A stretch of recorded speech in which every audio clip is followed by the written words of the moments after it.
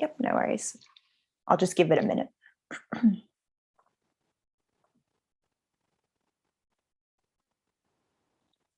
Okay.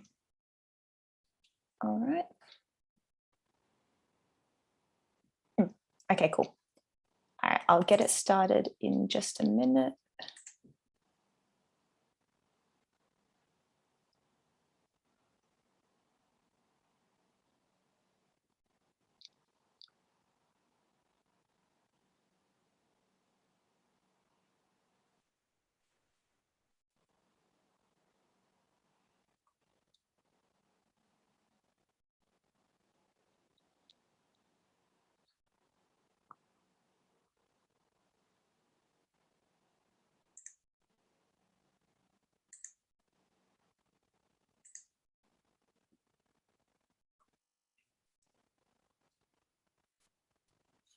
All right, I'll get started. Hello, everyone. Welcome to YNA's Information Evening. Today, we're going to be discussing our upcoming case competition, NeuroCup, with the theme of which is Stroke, Better Understanding, Better Care. So I'm just going to start with an acknowledgement of country. So I would like to acknowledge that I'm presenting from the traditional lands of the Darug people, and I'd also like to acknowledge the traditional custodians of the various lands on which you're all streaming in from today. I'd like to extend this respect to elders past and present, and welcome all First Nations viewers with us this evening. So the agenda for today is I'm just going to spend about 10 to 15 minutes giving a bit of an overview about NeuroCup. Today we'll spend the remaining time going through some questions, which I can already see you guys have put in on our website. So if you're not on our website right now, please just log into the Slido using the code 150322, and please just ask any questions that you're not sure about, and I'll get to them right at the end. So firstly, just for those who are streaming in and aren't quite sure, so NeuroCup is an online neuroscience-focused case competition that has been designed by YNA and is sponsored by the Brain Foundation. So what we aim to achieve with this case competition is to get you to foster your own creativity, problem solving, and science communication skills, and really push yourself to see what you can achieve in that science context. And really what we've done is we've designed this competition to give you an opportunity to see what the world of academia is like, where as a researcher, you'd probably be, writing proposals, trying to get grants and, approval for publication. So we're trying to really simulate that environment, but doing it in a, not a very high stakes context. So regarding who can be part of NeuroCup, so what we're doing is we're having up to 15 teams consisting of 3 to 5 individuals each. So it is quite exclusive, and we currently only have 7 spots left. So if you are interested, make sure you get together and register as soon as you can. So regarding eligibility, and I actually noticed one of the questions on the Slido about this. So currently all Australian university students, which includes undergraduate students, honours students, and medical students, are eligible to apply. However, unfortunately, this doesn't include postgraduates like masters and PhD students, high school students, and any individuals who are not enrolled in a tertiary institution. Now, I actually noticed the question on the Slido asked about postgraduate medical students. We are making the exception for postgraduate medical students. So any student enrolled in medicine who has never undertaken a PhD degree is able to apply. So what's the task for NeuroCup? What we want you guys to do is design a research proposal for either a preclinical or a clinical study aimed at reducing the morbidity of stroke in Australia.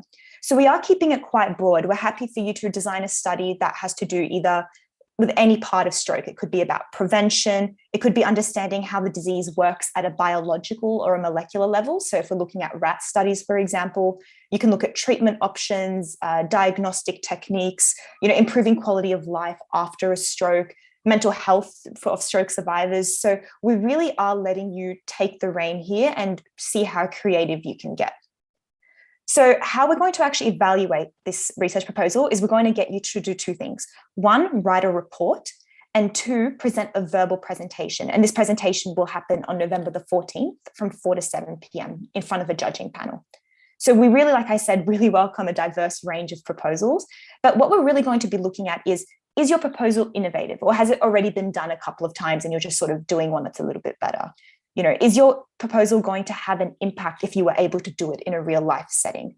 Is it feasible? So we're not going to really cap a monetary amount of how much you can spend on your proposal in theory, but we want you to think about what can you do in like a real life context where maybe there isn't that much funding available for research.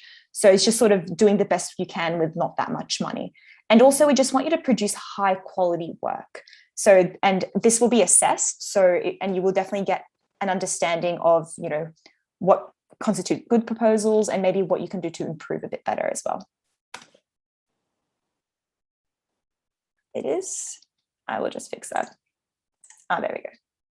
All right, sorry about that. So regarding some key requirements. So what you really need to do is, number one, on Tuesday, November the 2nd, so that's next Tuesday, if you've registered as a team, you will be required to submit a team name, submit your research proposal title, and a short summary of what you've decided to focus on. So you've got about 4 days from when registration closes, which is this Friday. So regarding the written report, it's a maximum 1,200 word research proposal. We're not giving any 10% leeways. So I know it's a bit of a tight word count, but really, like in the research world, you're not really given a lot of time to explain what you want and why you want it. And that's going to be due on Saturday, November the 6th. So we will be releasing the competition brief this Saturday. So you will have 1 week to do your written report. Next, we have a verbal presentation. So this is going to be held online in front of a panel of 2 judges. It will be involving a 5-minute presentation by you and your team. And it's going to be followed by 3 minutes of question time. And questions will come from either our 2 panel judges or the rest of the teams who are watching.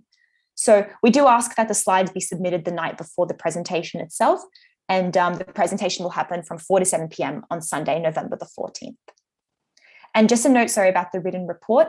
We are going to be de-identifying your report and sending it out for marking by professionals in stroke and neurology research. So they won't know who you are, and they will not be related to the verbal presentation markings. So we will be getting independent markers to do those too. Now, here are some key dates. This is in the competition brief, which is on the NeuroCup website that you might be watching or streaming from now. So just to highlight the main points. So our deadline for registration is this Friday at midnight, and 9 a.m. sharp the next morning, we'll be releasing the competition brief, which just has more detail about what we expect your team to do, marking criteria, extra information, that kind of thing. Then we've got a couple of important things which I'll touch on, like mentoring sessions, which I'll talk about soon. But key deadlines include your topic submission, like I said, which is next Tuesday, your written report submission, which is next Saturday at midnight. And then in 2 weeks' time on Sunday, you'll be having your presentation. So feel free to take a screenshot of this so you can have a note. And all these times are for like Sydney time. So just regarding a quick view about registration. So it will cost $4 per person who is registering. And you do have the option of registering as either an individual, as a pair, or as a team.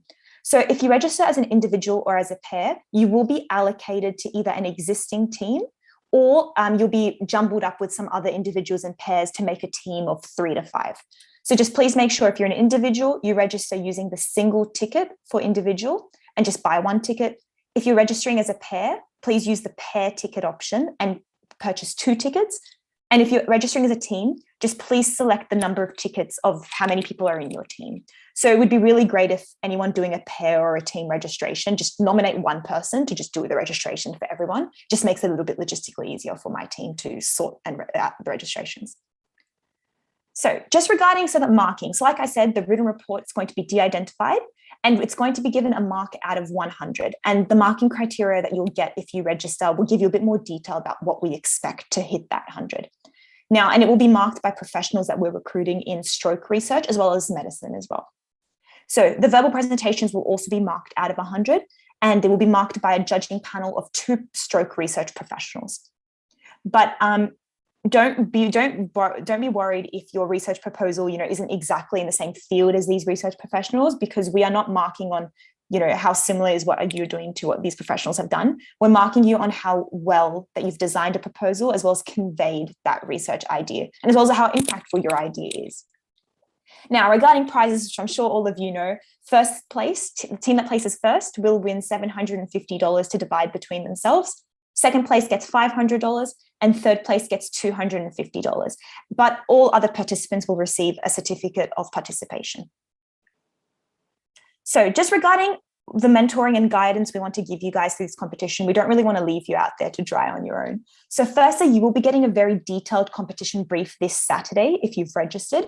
This is going to have a comprehensive handout about stroke. So it's going to be, talking about like what is stroke, some common diagnostic techniques, areas of methods of how to treat, prevention. It's going to talk about a lot of different areas, just to give you a bit of an overview in case you're not quite sure about what you could do within the field of stroke. But you will be expected to narrow down, pick an area and think, what can I do to address something that hasn't been addressed before in stroke research? We'll also be having a marking criteria in there that will have dot points for what's expected. Like, for example, we'd expect like a background small lit review, a very detailed methodology, or as detailed as you can get in 1,200 words, and some other key things as well.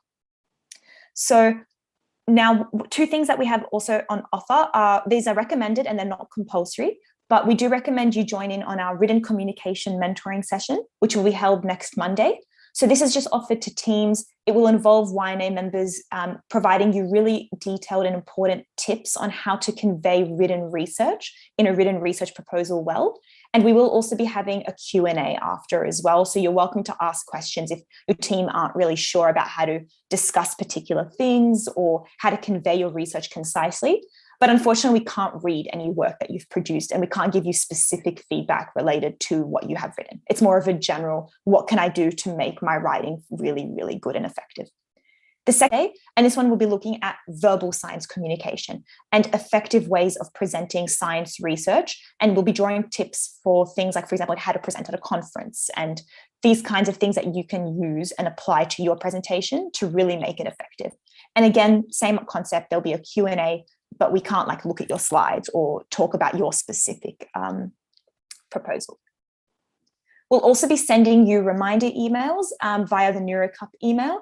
And we will also be posting reminders for all the deadlines on the NeuroCup Facebook page. So if you do register, make sure you also click going on the Facebook page just so you can keep up to date on everything, because we really do want you to hit those deadlines. We don't want anyone to fall behind. And also we have a helpline. So if you're really stuck, not sure what to do, struggling with a team member, any problems at all, you're welcome to email us at neurocup@yna.org.au, and myself or one member of my team will be in contact with you. And you're welcome to email this email if you have specific questions that aren't answered tonight. So if you just wanted to check out this QR code, it's just going to take you to our terms and conditions, just in case you wanted more information that I haven't touched on yet. But it's also, this is just our competition guidelines, which is also on our Facebook page. So you can have a look there as well. So I'm just going to start answering some of the Slido questions now. So, so feel free to type in some questions as well. So first thing is, can I apply by myself? So yep, you can apply as an individual, and we will allocate you to a team. And that's actually another important point to make. If you register as a team of 3 or 4, you do accept the possibility that you will have an individual assigned to your team. But we've made it very clear that, any teams that are newly formed, we expect, 100% participation, and we will support you all the way as well. And you'll be informed if you're an individual or a pair. We'll let you know on Saturday morning after registrations close who's part of your team, and we'll hook you up via email so you can contact them straight away. So the second question we've got is, what do we do if we're stuck for ideas? So that's what the competition brief really aims to do, which by giving you a bit of an overview of what's currently happening in stroke, we are trying to sort of help hint at what maybe you could look at. So your first port of call is the brief. And then obviously you can do stroke research on Google, just see what's been done. Now, if you are really, really stuck and have absolutely no clue what's happening and you just sort of want to give it a go, you're welcome to email us and we can see what we can do to help you out. But we do feel like with the brief that you probably will be able to come up with something on your own, and we're very keen to see what you guys come up with. Are there penalties for missing deadlines? Yes. So the 2 most important deadlines are submitting your written report and submitting your verbal communication slides. If you miss those deadlines, unfortunately, we will be deducting 15% from the highest marks, so 100, every single day that the submission is late. So if you're 1 day late, the max mark you can get is 85. So that's we're just doing that to make it fair. Otherwise, teams who've worked really hard to get in on time could have just not rushed and not had any penalty. Are postgraduate medical students eligible to join? Yep, I touched on that. So yes, postgraduate medical students are the only postgraduate degree that are allowed to apply for this competition. However, if you're a medical student who has previously done a master's or a PhD before you've done medicine, unfortunately, you will not be allowed to apply. Yep. So one question is, how are individuals assigned to groups? Yeah, so that'll be done by myself and my team. We'll just randomly assign you to a group that either doesn't have 5 people, or we'll group you up with some other individuals, and we'll send a group email out on the Saturday after registration closes, and just so you can connect with each other and say hi and get on with the presentation and planning. Do we need to include in-text citations and references? Yes, so the competition brief will have more information about that for teams who register. But yes, we do expect this to be like a university assignment, top level, no plagiarism, and in-text citations and references. We're going to ask you to use the Vancouver referencing style, and we do have a document which explains like how to do that, but they will not count the word count. So your reference list and any in-text references won't be part of the word count. I think that's the same question twice. Is the info session recorded? I can't. Yes, it is recorded, and we're just going to leave it up on our website after I finish. So you're welcome to come back and have a check. Will the mentoring sessions be recorded? Unfortunately, the mentoring sessions won't be recorded, especially because like at least half of it will be a Q&A. Just regarding recording people, we can't really do that.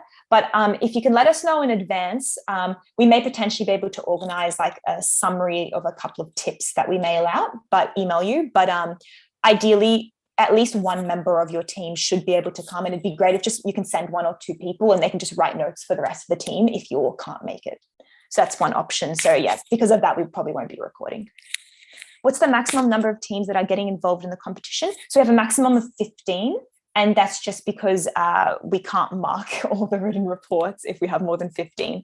So currently we've already had 8 signups. So we have 7 teams left to fill. All right. What referencing style should be used? Yep. As I said, you'll be using Vancouver referencing style. And that's all in the competition brief. We've put a couple of links about like good resources to help you, teach you how to do the Vancouver referencing style. Where do we submit the report and slides? So that's going to be in the competition brief. My team's put together some like Google forms, and every time you have to submit, you just have to upload the file there and just put your team name, team details, and then we sort out the rest.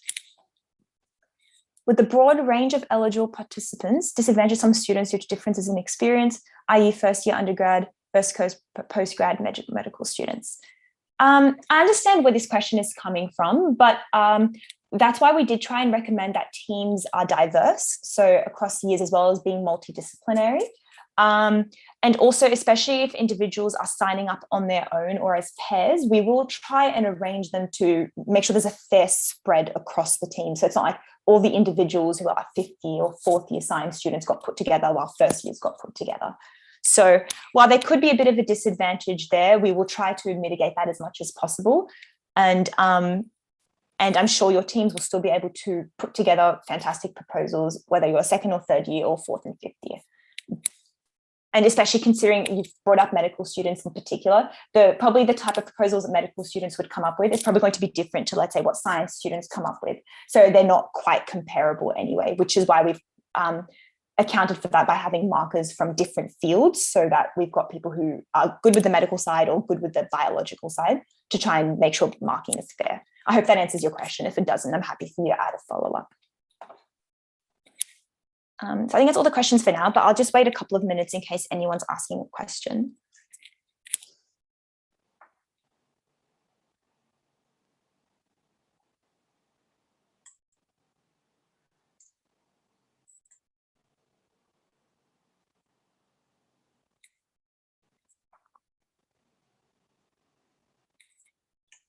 And also, if you're not on our webpage right now, you're welcome to head to yna.org.au/NeuroCup, because we do have quite a lot of detailed information, as well as like links to the registration page on this page and our competition guidelines that you can have a read through just to get a bit more thorough information. And especially if I'm going a little bit fast tonight, it's all written there. So I haven't said anything that's not available in written form.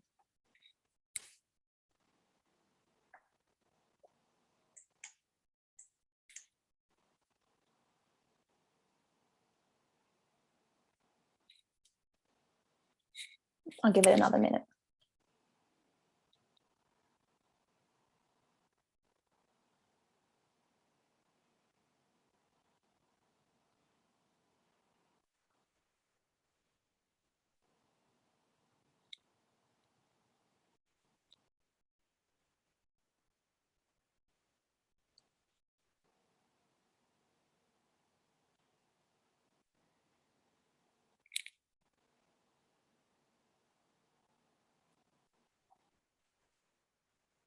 So I'll leave it up for another minute. And if anyone hops on late and is just watching the recording and you have some questions that have been answered, please feel free to email neurocup@yna.org.au. That's probably going to be the best way for us to get back to you.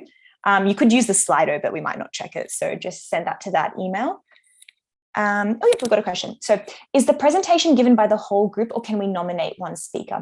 Okay, so what we do want to make sure is that we see equal participation from team members. So since we can't really verify what's happening behind the scenes, we do ideally want the whole group to contribute to the verbal presentation.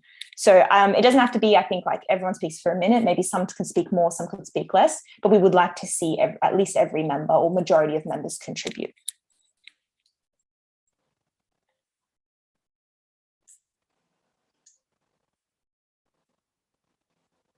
Oh, and actually also on that point, if there are any issues within teams, like a team member isn't contributing, or especially if you're signing up as an individual or pair and you're kind of worried about being added to a team, we do make it very clear in our guidelines that we expect that by signing up, there's going to be courtesy, respect, and full cooperation between team members, particularly new members who've been added in or people who don't know each other. But if there are any issues throughout the competition, you can feel free to email us straight away at neurocup@yna.org.au, and we will definitely have a look at that and see if we can facilitate a solution.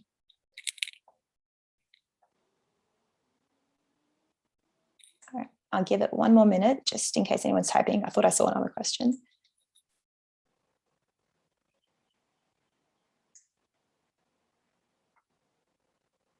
Oh, thank you, whoever said love your work. Thank you for joining us all tonight. It's been really nice having everybody here, and seeing this amount of interest has been really heartwarming, especially as this is YNA's first case competition.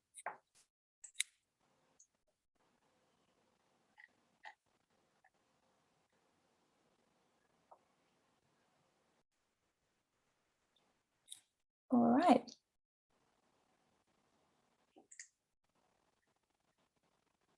I think we're going to wrap it up for tonight. So, yep, like I said, if anyone has any questions, please feel free to email neurocup@yna.org.au. Please just, register as soon as you can, because 7 spots are going to be picked up very, very soon. So thank you all for joining us.